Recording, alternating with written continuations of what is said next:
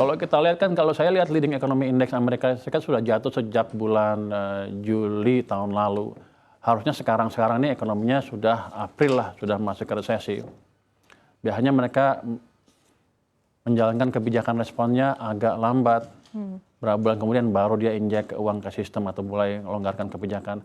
Tapi dengan cara seperti sekarang, belum jatuh betul, kebijakan sudah dirubah, mereka melakukan quantitative easing lagi, artinya mereka mendorong ekonomi lagi untuk tumbuh lebih cepat. Jadi hampir pasti ekonomi Amerika nggak akan resesi tahun ini, atau kalau resesi pun amat dangkal. Dampaknya ke kita, ya tadi, Anda lihat kan rupiah udah mulai menguat. Ya. Berarti banyak uang beredar di sana, sebagian masuk ke sini dan kebagian negara-negara lain. Jadi harusnya gambar ekonomi global akan beda dibanding yang kita lihat awal tahun lalu, atau akhir tahun lalu, atau awal tahun ini. Jadi kita sekarang bisa lebih optimis lagi terhadap prospek ekonomi dunia dan prospek ekonomi kita sendiri. Termasuk tentunya dampaknya di pasar saham kita juga. Ke depan harusnya akan naik terus. Jadi kalau Anda suka investasi di saham, ya Anda beli sekarang lah. Ya. Jadi kalau kita lihat kebijakan bank sentral, agak aneh. Amerika ya. Bunga naik, tapi injek uang ke sistem. Besar. Jadi kalau kita ibaratkan seperti kalau Mbak Iva naik motor, kasih sen kiri, beloknya ke kanan. Itu yang terjadi.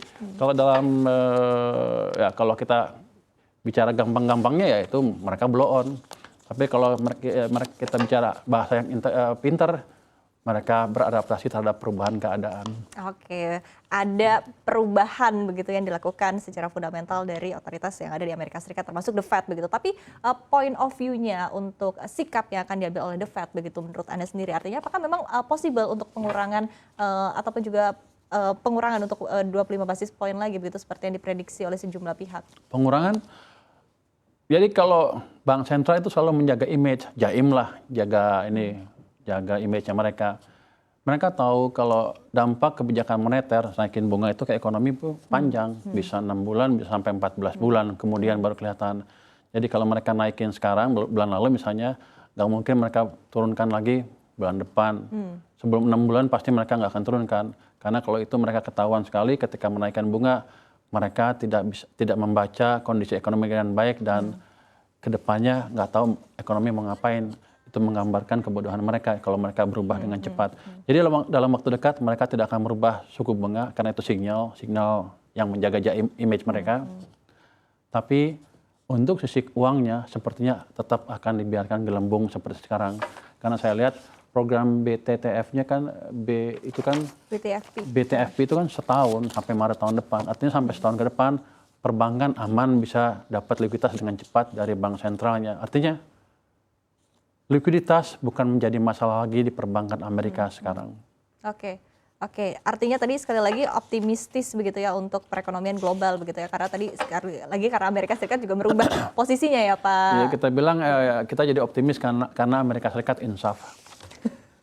Oke, baik. Tapi kembali lagi Pak, kalau kita lihat ke 90 miliar dolar Amerika Serikat aset ini sendiri, apakah nanti akan dipegang oleh FDIC atau akan kembali dijual lagi begitu oleh FDIC? Biasanya ada hitung-hitungannya, kalau mereka beri harga segitu, biasanya aset yang diberikan pasti akan senilai segitu juga.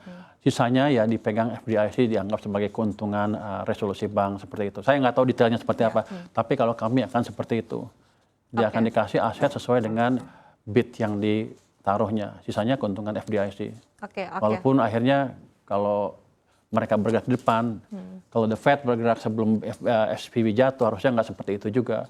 Jadi keuntungan yang mereka buat sendiri bisa juga ya keblowonan seseorang menghasilkan keuntungan. Jadi itu untung mereka. Kalau saya itu kita bisa spekulasi mereka curang bikin untung dengan memperlambat keputusan kebijakan yang benar.